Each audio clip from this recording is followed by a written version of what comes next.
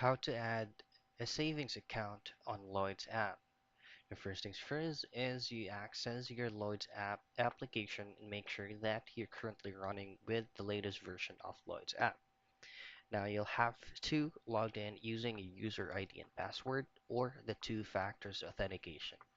Once you have logged in successfully, I won't be able to show you directly from my phone because it's just gonna be under blur for security purposes. Now, once you have logged in successfully, all I have to do is to go to your current savings account, and by there is an actual option to add another savings account.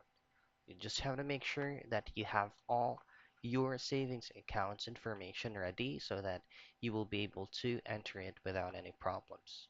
So you'll have to get your account number, the CVV code, the 16-digit code from the savings bank account that you'll be adding, and then as well as the expiration date of the card. So that's it. That's how easy and quick you can add another savings account on Lloyd's app.